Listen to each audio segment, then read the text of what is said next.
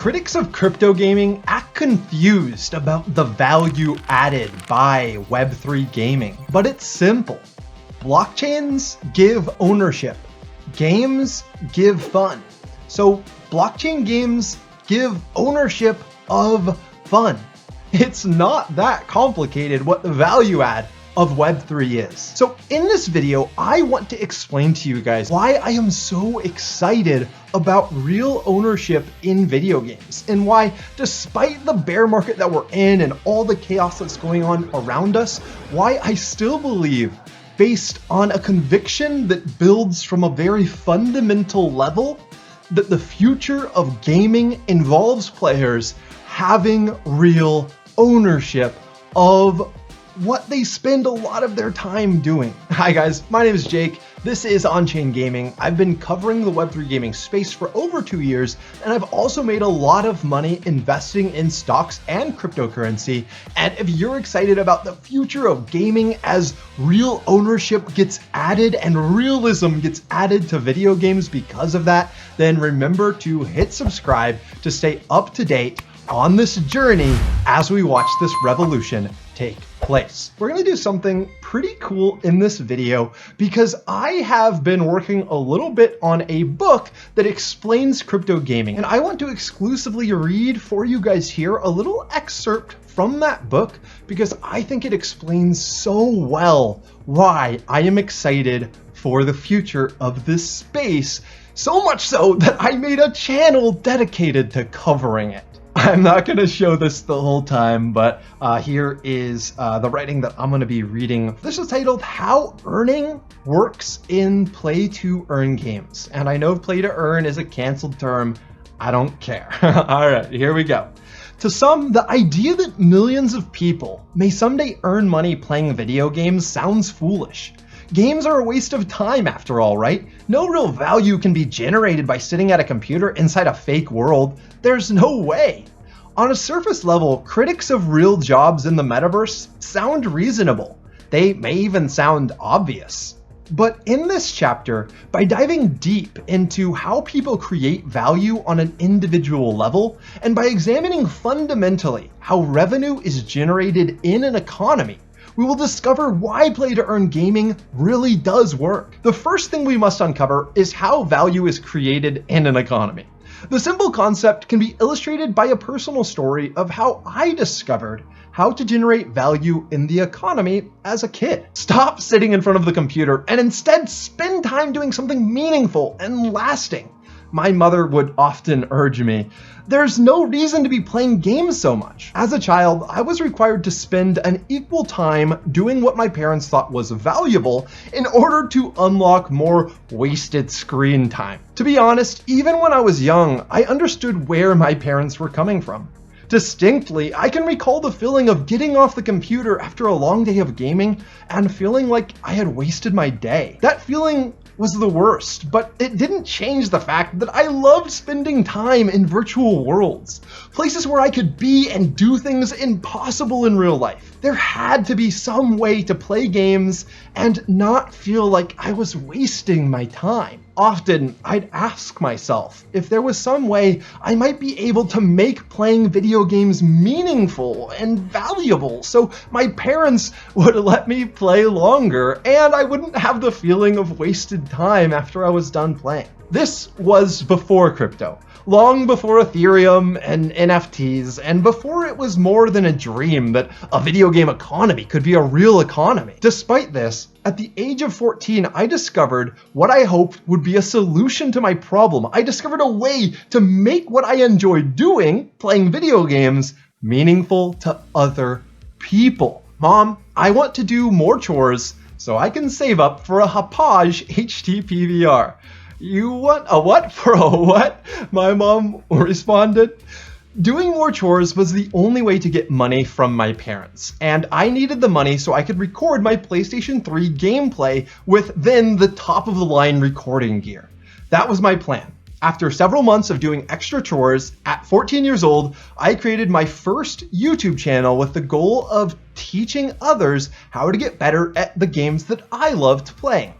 I hope that if I could add meaning to other people's lives with my time playing games, maybe I'd feel accomplished in real life after accomplishing things in my virtual one. Also, I really hope that starting a YouTube channel meant I'd be able to play games for longer in my parents' eyes, and to my surprise, it worked. After several months, I received a few comments from my 50 or so views telling me how much they enjoyed my content and how much they were learning from my advice. Now, obviously 50 views after multiple months and my first comment after multiple months, that might sound disheartening, but these first comments, or this first comment, made me actually realize that my time playing games maybe had actually started adding value to others' lives, and I was quick to show my parents. And the comments kept coming in after that, slowly, but they did. My mom would still ask sometimes after this why I was playing, and I'd tell her I was trying to get the perfect gameplay for my next video. And to my surprise, that was often enough, and she'd leave me alone after that. And at the young age of 14, I discovered the most basic rule of the economy. Bring value to others, and it can bring value to yourself. This is a core mechanic of life and a core mechanic of play to earn gaming. Many people don't realize that if they find something valuable, other people probably do as well, even if those people aren't in their immediate family and friends. This means that if anyone values something like a sword in a game that they spend countless hours playing in order to earn, someone else probably values it enough to pay them real money for it. Unfortunately, for the history of video games thus far, it's been against terms of service to sell things you've earned for real money. And mostly players have been forced to sell these items for an in-game currency, which is outside the world and doesn't have value in the real world. Or in so many games, the in-game asset can't be sold at all. But is there any fundamental reason things must stay this way? Well, not at all. But more than that, players of games to date have never really owned anything. For example, players had no ability to take items out of a game in order to sell it on an out-of-game marketplace or anything of that nature. And gaming companies have had the ability to delete a player's account and assets at will. But thankfully, with the creation of cryptocurrency and programmable money, it feels almost inevitable that in-game currencies will soon become real, having a market cap and value that can both buy your character food in-game and buy yourself food in real life. I'd like to provide a simple example to illustrate why the economy can easily function in games in the same exact way that it does in real life. Remembering that the way to generate value for oneself is to provide value to others. Imagine you're a police officer, paid to maintain order, catch bad guys, and generally keep society running according to the agreed upon rules. It's very easy to see the value that you provide to others. By keeping the streets safe, you allow shop owners to run their shops, teachers to teach, and generally allow the economy to operate. However, as a police officer, you are very reliant on the society that you protect. It's not very easy to chase after a thief on an empty stomach. Thus, you spend some of your salary that you earn for protecting society on buying food from the local restaurant. The restaurant owner receives money from you in exchange for providing you sustenance. Some of the profit the restaurant owner earns is paid in taxes at the end of the year, and in a well-run society, a piece of those taxes find their way back to you, the police officer, in exchange for keeping the peace. In a way, everyone is reliant on each other for different aspects of their life. It's simple and true that in any economy, it's no different for police officers or YouTubers. Revenue is earned by providing value to others, be it safety, teaching, or entertainment and education. Now, imagine after a long day's work as a peace officer, you decide to relax after returning home by playing some video games. You are now an adventurer in a massive multiplayer online game, set in a medieval fantasy world. Millions of others also play this game. It's fun, well made, and was created as a simulation of the real-life economy. For the most part, players enjoy spending time immersed in this world. You, however, not so much, because you're not a good adventurer. In fact, you're a terrible adventurer. You've just recently been told about this game by a good friend, and were intrigued by the idea that while relaxing after a hard day's work, you might also be able to earn money to supplement your officer's salary. After some time playing and getting used to the basic controls, you decide it's time to adventure. But you aren't really equipped for adventuring. You spawn into the world with nothing in the way of weapons, armor, steed, or strength, or generally anything that would help make someone good, or even decent at adventuring. After running out of the town, you're quickly eaten by a hungry wolf. On respawn, you see the small amount of experience that you gained for completing the tutorial had died with you, and you were entirely back to square one. Realization quickly strikes you that this isn't going to be as easy as you'd first assumed. Much like in real life, you're going to need a weapon to succeed. But in this game, you have no money. You're a poor, penniless peon. Unlike in games before, the currency in this game has real value, and it's not just thrown about for free to anyone who wanders into the world. At first, you worry that you'll be forced to deposit money into the game to have any chance of success, so much for free to play. But then, you notice in the middle of the town that you respawned in, there's a billboard with the words "Help Wanted" plastered on top. Running towards the billboard, you remember one of the cool features your friend mentioned about this game. The game's towns, cities, shops, and generally every part of the economy is supposed to be owned by other real players. Reaching the Help Wanted sign, you see a bunch of interesting offers. 1. A potion shop owner will pay invaluable in-game currency for the gathering of certain herbs. Unfortunately, you haven't the slightest idea where those herbs might be found or even what they might look like, and you doubt you could survive leaving the town by yourself. So you look at the second one, hoping for better results. 2. An archery shop owner will pay for the gathering of wood. Too bad you don't have an axe. 3. A brewery owner wants to hire a guard to ensure the safe delivery of his beers to a nearby village's tavern. That might be fun if, once again, you had a weapon. Well, this isn't going very well, but at this moment, a dwarf walks up to you from behind. "I see you're new here," the player says, while heaving onto his shoulder a huge pickaxe. "I'm about to gather valuable metals for the local forge owner, but I can only carry so much per trip. Would you be willing to accompany me so I can carry back more?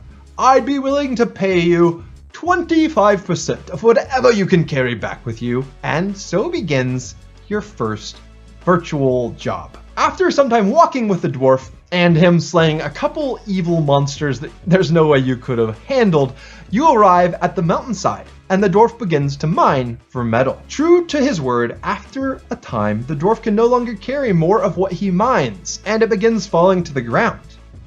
You pick up as much as you can until your pockets too are full.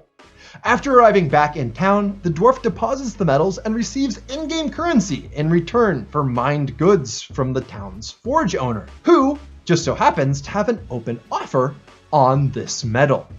After giving the dwarf the metal you carried, he deposits it as well and gives you 25% of the earnings as promised.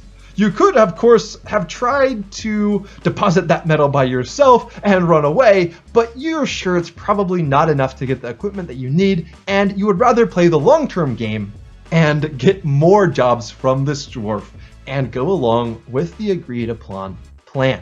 The forge owner begins using the metal to forge basic daggers, axes, swords, and farm equipment, which he can sell for a profit as well. All things that would make it much easier for you to earn money in the world.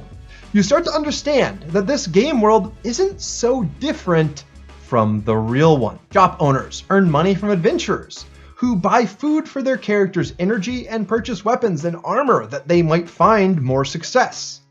Adventurers earn money by killing monsters and finding valuable resources for weapons and armor, or maybe get drops of that stuff directly and gather herbs, metals, wood, etc. Or try to find hidden treasures. Shop owners pay adventurers for their goods so they can craft more potions and armor, and the economy hums along. Now you understand how it works. You decide you want to deposit some money into the game world to accelerate yourself on this journey of becoming a great adventurer. Thus, the world's currency's market cap increases just so slightly, and your play to earn journey begins. The way this game world works, players can both deposit in and withdraw money from the in-game economy via its cryptocurrency, which has a limited supply. And much like in most countries, citizens can both deposit and remove cash from the nation's economy at will. The reason this game's economy will always keep value as long as it has players is because people spend money on and value most where we like to spend our time. Now let's go back to imagining you're a police officer. Months in, you've discovered a real role for yourself in this new video game economy. And in the evenings after stressful days, you find you're able to earn enough to pay for all your meals in the town in real life. And you can continue to reinvest most of your earnings into your character, seeing the earnings possibilities that would come from being even more powerful. And with this extra cash, you start to go on dates and find a girlfriend. No, I'm just kidding. We all know that's not gonna happen. It's a great way to let loose, and you feel good at night when you can go to sleep knowing you've been proactive both in real life in service to the real world and productive in your new favorite hobby. Now, I'm planning on continuing this, going into multiple more topics, including multiple ways for play-to-earn game economies to be set up, which there are literally an infinite number, how there's no proven yet best model for play-to-earn, how an economy should fundamentally be set up entirely. There is no best model yet. There's nothing that's 100% succeeded yet. So we're still in the experimental stage here, and we need to be real about that. I also want to write about the idea that play-to-earn games are all a pyramid scheme, because I believe that idea is completely false, and there's absolutely no fundamental reasons why it needs to be or should be true at all. And then finally, I'm gonna complete this chapter by talking about why only fun games are going to hold value for players long term. And play-to-earn games without fun are just gonna get sucked dry until they're worth nothing. People need to spend time in the world in order to value the stuff in the world, and that is going to be very, very important. But I hope that this video helped you all understand the real value that Web3 is adding to games. And if you enjoyed this exclusive look at something that I am writing, and you enjoyed it, then remember to drop a big thumbs up and hit subscribe if you're not subscribed already. And if you would like to learn about the Web3 game that is most similar to what I am describing in this story that I just read, then check out this video. It's an overview of Mirandus, which is the game that I am personally most excited about because it is, at least from what I've seen so far, it looks like it might be the most like this game that I just described. So enjoy.